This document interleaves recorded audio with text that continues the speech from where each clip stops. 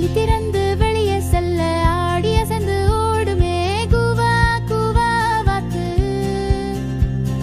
துடுப்பு போன்ற கால்களால் துரிதமாக நீந்துமே கூவா கூவா வாத்து.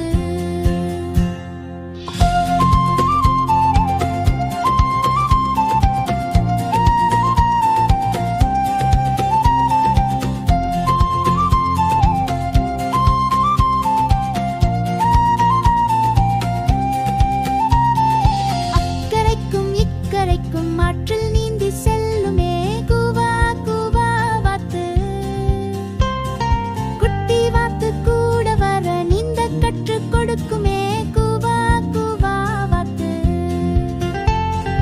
குளத்தில் மூழ்கி மீன் பிடித்து கொத்தி கொத்தி தின்னுமே கூவா கூவா வாத்து. தட்டையான அலகினால் தானியங்கள் கொத்துமே கூவா கூவா வாத்து.